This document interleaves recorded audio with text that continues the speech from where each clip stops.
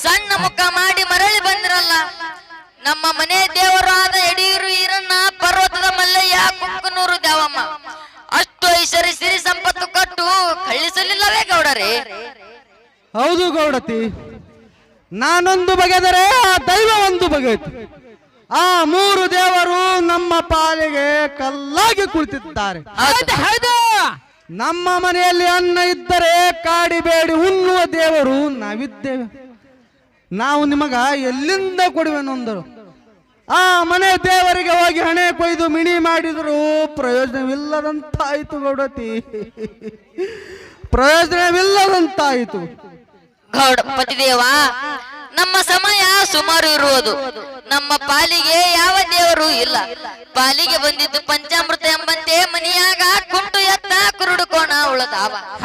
ನೀವಾದರೂ ಮಾನ್ಯದ ಮನೆ ಹೊಲದಾಗ ಹೋಗಿ ನೇಗಿಲ ಹೂಡಿರಿ, ನಾನಾದರೂ ಕುಟ್ಟಿ ಬೀಸಿ ಅಟ್ಟಿ ನುಚ್ಚೆ ಮಾಡಿಕೊಂಡು ಲಗ್ಗೆ ಬರುತ್ತೇನೆ ಗೌಡರೇ. ಆಗಲಿ ಗೌಡತಿ, ನೀ ಹೇಳಂತೆ ಆಗಲಿ. ಹಾಗಾದರೆ ನಾನೇಕೆ ಸುಮ್ಮನಿರಲಿ?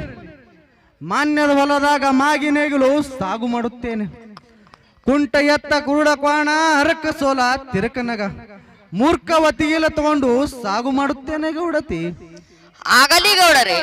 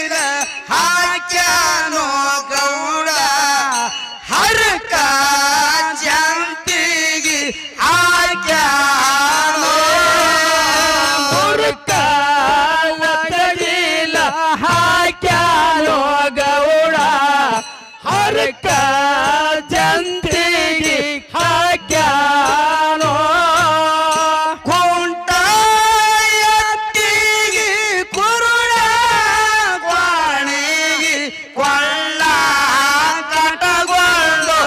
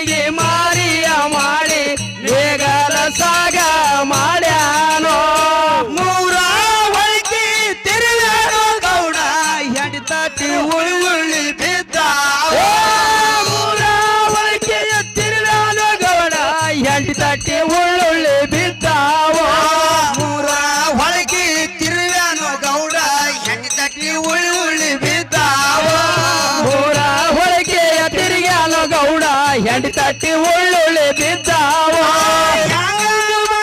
ದಂದನ ಗೌಡ ಎಂತೆರೆ ಮಾಡದಂದಾನೋ ಹೆಂಗ ಮಾಡಲೆಂದನು ಗೌಡ ಎಂತೆರೆ ಮಾಡಲೆಂದಾನೋ ಮೂಡನ ದಿಕ್ಕಿಗೆ ಮಾರಿಯ ಮಾಡಿ ಕಣ್ಣಾಗ ನೀರ ತಂದಾನೋ ಮೂಡಲ ದಿಕ್ಕಿಗೆ ಮಾರಿಯ ಮಾಡಿ ಕಣ್ಣಾಗ ನೀರ ತಂದಾನೋ ನಮ್ಮ ದೇವರು ಮಾಡೋ ಯಾವಲ್ಲಿ ಹೇಳುತ್ತಾವೇನೋ ನಮ್ಮ ದೇವರ ಮಾಡಗೋ ಇಲ್ಲ ಯಾವಲ್ಲಿ ಹೇಳುತ್ತಾವೇನೋ ಆದಿಯ ಪಟ್ಟಣ ಭಕ್ತರು ಅಲ್ಲಿ ಮಾತನಾಡುತ್ತಾರೇನೋ ಆದಿಯ ಪಟ್ಟಣ ಭಕ್ತರು ಅಲ್ಲಿ ಮಾತನಾಡುತ್ತಾರೇನೋ ಹರಕೆಯ 12 ವರ್ಷೇನೋ ಅಲ್ಲಿ 30 ವರ್ಷಿನ ಮುಡುಪಾವ 12 ವರ್ಷಿನ ಅರಿಕೇನೋ ಅಲ್ಲಿ 30 ವರ್ಷಿನ ಮುಡುಪೇನೋ ಹರಕೆಯ ಕೂಡಿ ಬಂದಾವೋ ನಾವು ಪಾಣೂರಿಗೆ ಹೋಗು ನಂದಾರೋ ಹರಕೆಯ ಕೂಡಿ ಬಂದಾವೋ ನಾವು ಕ್ವಾಣೂರಿಗೆ ಹೋಗೋ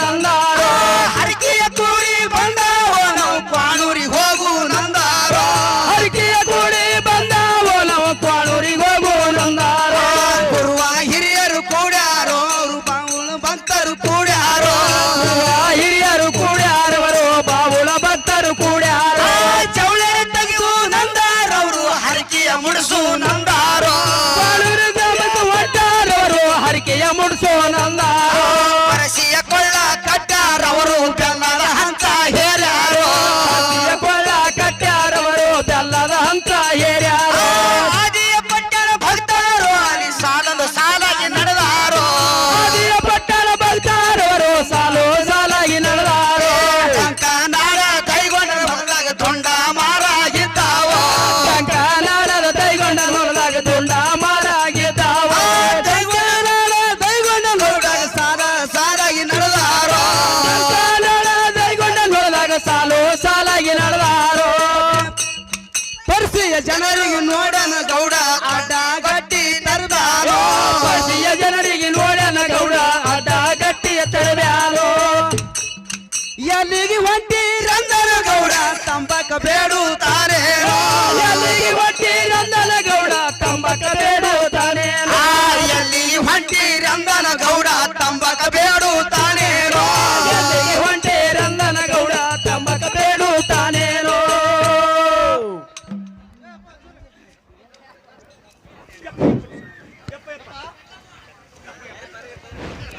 ಯಪ್ಪ ಯಾವ ಗ್ರಾಮದವರು ಎಲ್ಲಿಗೆ ಹೊಂಟಿರಿ ಸ್ವಲ್ಪ ತಂಬಾಕಿದ್ರೆ ಕೊಡಪ್ಪ ಏನು ಗೌಡರೇ ನಮ್ಮ ಗ್ರಾಮ ಆದಿಪಟ್ಟಣ ಮೂಡಲನಾಡ ಪರ್ಸಿಯ ಜನರು ಹೊಂಟಿದೇವಪ್ಪ ಮೇಲನಾಡದಾಗ ಹಿರಿಯ ಹೊಳೆಯ ದಂಡಿ ಮೇಲೆ ಗಿರಿಯ ಕ್ವಾಣಗನೂರು ಕರೆಸಿದ್ದನ ದರ್ಶನಕ್ಕೆ ಹೊಂಟಿದ್ದೇವಪ್ಪ ದೇವರ ಮುಂದೆ ಜವಳ ತೆಗೆದು ಸಪ್ತ ಮುಗಿಸಿ ಗುರುವಿ ಗುಣಿಸಿ ಬರುವುದಕ್ಕೆ ಹೊಂಟಿದ್ದೆವು ಗೌಡರೇ ಯಪ್ಪ ಹಿರಿಯರೇ ಆ ಗುರುವಿಗೆ ಉಣಿಸಿ ಜವಳ ತೆಗಿಸಿ ಬರುವಾಗ ನಿಮಗ ಆ ಗುರು ಏನು ಕೊಟ್ಟು ಕಳಿಸ್ತಾನೆ ಹಿರಿಯರೇ ಏನು ಗೌಡರೇ ನಮ್ಮ ಗುರು ಬೇಡಿದವರಿಗೆ ಬೆಕ್ಕಲು ಕೊಡುವನು ಅನ್ನ ವಸ್ತ್ರ ಸಿರಿ ಸಂಪತ್ತು ಬಡವಗ ಭಾಗ್ಯ ಬಂಜಿಗೆ ಸಂತನ ಅಟ್ಟು ಐಶ್ವರ್ಯ ಸಿರಿ ಸಂಪತ್ತು ಕೊಡುವನು ಗೌಡರೇ ಯಪ್ಪ ಹಿರಿಯರೇ ನಾನು ನಿಮ್ಮ ಜೊತೆ ಬರಬೇಕೆಂದು ನಮ್ಮನ್ನ ಹಂಬಲಿಸುತ್ತಿದೆ ನಾನು ನಿಮ್ಮ ಜೊತೆ ಬರ್ಬೋದಾ ಹಿರಿಯರೇ ಏನು ಗೌಡರೇ ಅಂತ ಗುರುವಿನ ದರ್ಶನಕ್ಕೆ ಎಂದಾದರೂ ಬೇಡ ಅನ್ನುತ್ತೇವನಪ್ಪ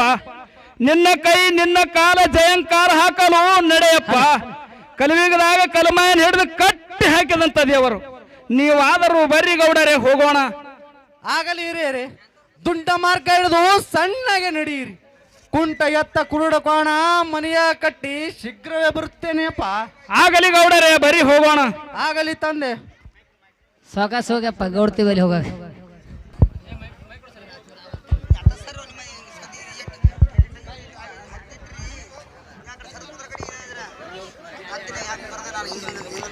ಗೌಡರೇ ನಾನೇ ಬುತ್ತಿ ಕಟ್ಟಿಕೊಂಡು ಬರುವಷ್ಟರಲ್ಲಿ ನೀವೇ ಬಂದಿರಲ್ಲ ಬಂದ ಕಾರಣವೇನು ಗೌಡರೇ ಗೌಡತಿ ಆದಿಪಟ್ಟಣ ಸದಿರ ನಾಡಿನ ಪರಿಶಿಯ ಜನರಂತೆ ಮೂಡಲ ನಾಡದಾಗ ಹಿರಿವಳೆ ದಂಡೆಯ ಮೇಲೆ ಗಿರಿಯ ಕೋಣನೂರ ಕರೆಸಿದ್ದನಂತೆ ಬೇಡಿದರು ಬೆಕ್ಕದು ಕೊಡ್ತಾನಂತೆ ಇಂದು ನಮ್ಮ ಭಾಗ್ಯದ ಬಾಗಿಲು ತೆರೆಯಿತು ಗೌಡತಿ ಆ ದೇವರಿಗೆ ಹೋಗಲು 3 ದುಡ್ಡಿನ ಎಣ್ಣೆಯಾದರೂ ಬೇಡವೇ ಯಪ್ಪ ಹಂಗ ಸೌಂಡ್ ಕೂಡ ಹೋಗ್ರ ಕಾಯಿ ಕರ್ಪೂರ ಆದರೂ ಬೇಕಲ್ಲ ಗೌಡತಿ ಗೌಡರೇ ನೀವೇನು ಯೋಚನೆ ಮಾಡಬೇಡಿರಿ.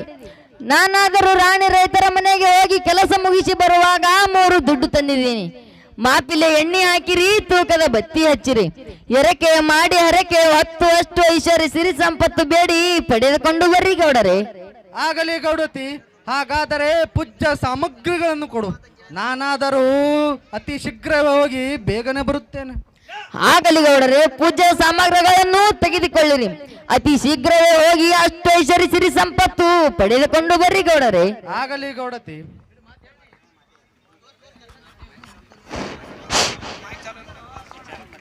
ಇಲ್ಲ ಸಂಪ್ರದಾಯನ ಹಂಗೆ ಅದಲ್ರಿ.